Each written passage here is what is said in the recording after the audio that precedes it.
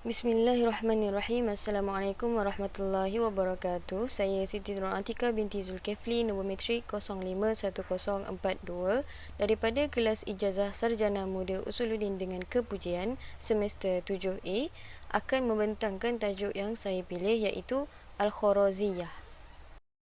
Seterusnya bagi bahagian mukaddimah, tugasan ini adalah mengenai seorang tokoh sufi dan juga ajaran yang dibawanya yang terdapat di dalam kitab Kashful Al-Mahjub, penulisan daripada Imam Al-Hujuwiri. Tokoh yang bakal dibincangkan dalam tugasan ini adalah seorang sufi Al-Kharaziyah iaitu Al-Imam Abu Sa'id Al-Kharraz. Tugasan ini juga membincangkan berkenaan biodata Abu Sa'id Al-Kharraz, kemudian berkenaan isu dan juga prinsip bagi sufi tersebut dan juga pandangan-pandangan daripada tokoh sufi yang lain pada isu dan prinsip yang dipegang oleh Abu Sa'id Al-Kharraz. Okey. Tugasan ini diharap dapat membantu dalam menjelaskan secara ringkas mengenai Al-Kharaziyah agar tidak timbul kekeliruan dan juga salah faham. Kerana para ulama merupakan pewaris bagi para nabi dan mereka tidak mewariskan kita hanya dengan dirham ataupun dinar, namun yang diwariskan adalah ilmu. Sesiapa saja yang mendapatkan ilmu, mereka adalah orang-orang yang beruntung. Sebagaimana yang diketahui, ulama, terutama sekali para sufi, ajaran mereka tidak lain hanyalah bagi menyelamatkan umat Islam daripada hawa nafsu dengan menggunakan kaedah dan juga fahaman yang sesuai. Okey, seterusnya kita beralih pula kepada biodata bagi Imam Abu Sa'id Al-Kharraz dan juga sejarah Al-Kharaziyah. Okey, nama penuh beliau adalah Ahmad bin Isa Al-Kharraz dan tempat asal beliau adalah daripada Baghdad. Walau bagaimanapun, pengkaji tidak dapat mengenal pasti tarikh kelahiran beliau, namun kewafatannya adalah tercatat pada tahun 277 Hijrah. Adalah menjadi kebiasaan bagi tokoh-tokoh sebegini yang pengkaji tidak dapat mengenal pasti ketetapan tarikh kelahiran ataupun kematian mereka kerana jarak hidup mereka yang jauh daripada zaman teknologi yang mampu mencatat segala perihal peribadi manusia. Namun, ahli-ahli sufi begini dapat dikenali dan juga diingati sehingga ke hari ini kerana ilmu dan juga ajaran mereka yang diberkati serta bermanfaat sepanjang zaman. Okey, seterusnya Abu Sa'id Al-Kharraz diyakini berpegang kepada akidah Ahlus Sunnah.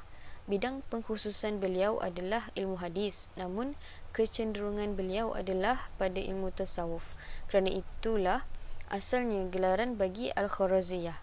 Okey, sebagaimana sejarah Islam mencatat, beliau tergolong dalam golongan sufi pada kurun yang ketiga.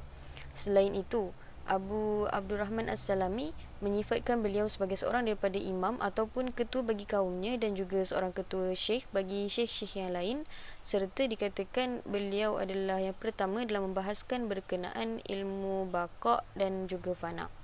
Beliau dikenali sebagai Qamar As-Sufiyah. Az-Zahabi menyebut berkenaan beliau bahawa beliau adalah pemimpin kaumnya dalam segala bidang ilmu pengetahuan dan juga pada setiap prinsip, dan ajarannya penuh hikmah dan juga bermartabat. Beliau juga dikatakan sebagai yang terbaik. Melalui pengalaman beliau, beliau telah menghasilkan beberapa karya agung, antaranya kitab As-Siddiq, Rasail Al-Kharraz dan At-Tariq ila Allah Subhanahu wa taala. Kitab ketiga ini adalah hasil karangan beliau bersama seorang sufi lain iaitu Abdul Halim Mahmud. Beliau ada juga menulis buku-buku yang lain, namun tiga buku yang disebutkan adalah yang paling masyhur. Mengenai gelaran Al-Kharraz, ada yang mengatakan bahawa perkataan tersebut adalah daripada perbuatan beliau sebagai seorang penjahit kasut, dan ada juga yang menisbahkan kepada manik-manik kulit yang berkaitan dengan bidang jahitan. Beliau juga terkenal dengan ketakwaannya, ketaatannya, penjagaannya yang baik serta perjuangannya sebagaimana yang dikatakan oleh Al-Khatib Al-Baghdadi.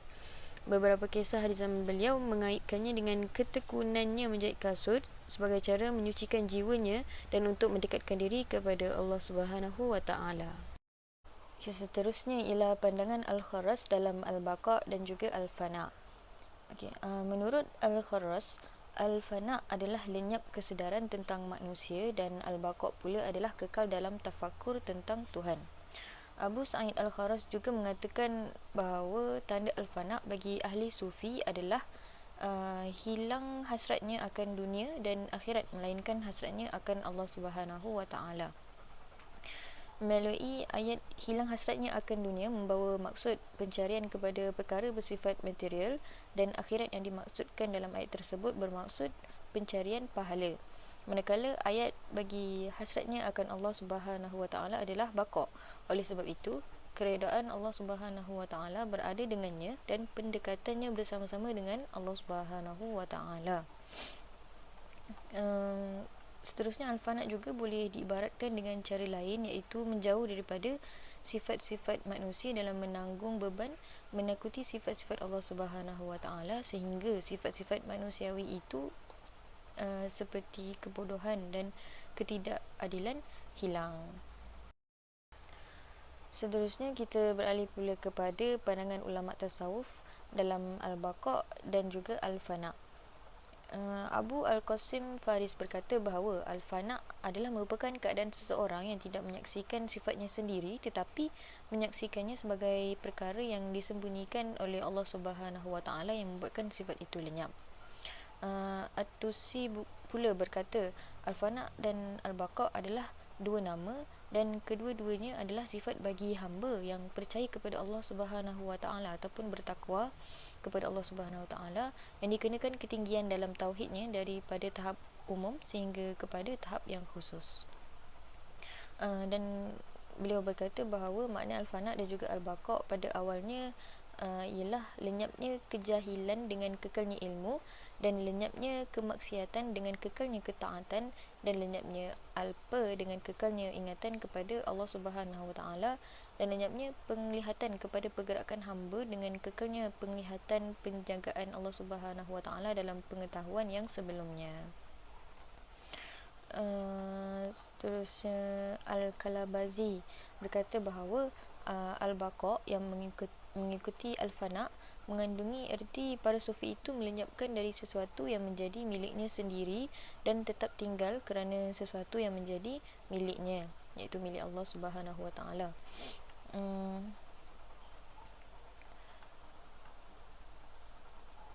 Beliau mengatakan bahawa maksud al-fana dan al-baqa daripada segi keseluruhannya merupakan maksud bahawa para sufi itu lenyap dari perasaannya sendiri dan kekal dalam perasaan milik yang lain.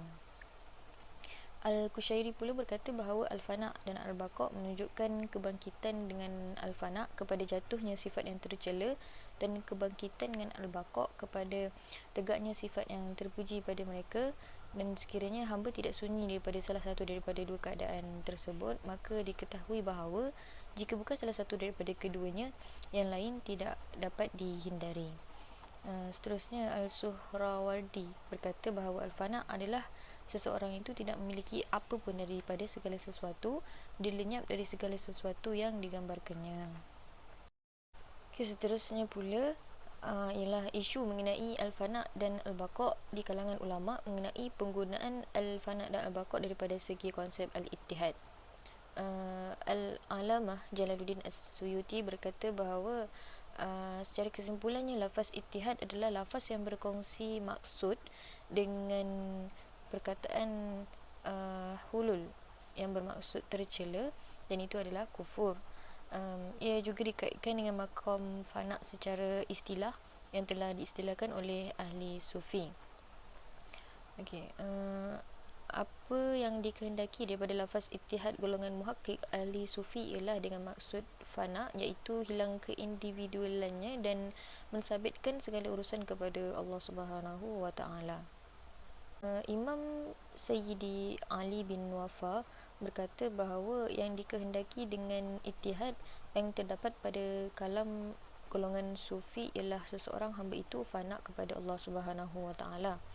Dan Ibnu Qayyim Al-Jauzi berkata bahawa darjat ketiga daripada darjat fana ialah fana khawas awliya dan para imam muqarrabin, iaitu fana dari iradat selain Allah Subhanahu wa taala. tenggelam dengan kehalusan fana dari iradat selainnya, menjalani jalan jamak menuju apa yang disukai dan diredainya. Seterusnya, Ibnu Taimiyah dikenali sebagai tokoh yang banyak membantah tokoh-tokoh sufi dan juga kuat memusuhi golongan-golongan sufi, tetapi beliau sendiri telah membebaskan kaum sufi daripada tohmahan ittihad. Beliau telah mentakwilkan kalam golongan sufi dengan takwilan yang sahih dan juga sempurna. Baik, secara kesimpulannya, melalui kata-kata Yaqub Nahrajuri, penghambaan sejati manusia yakni ubudiyah terletak dalam fana dan baqa. Ini kerana keikhlasan manusia dalam beribadat kepada Allah Subhanahu Wa Taala hanya diterima apabila lenyap segala kepentingan dalam dirinya. Okey.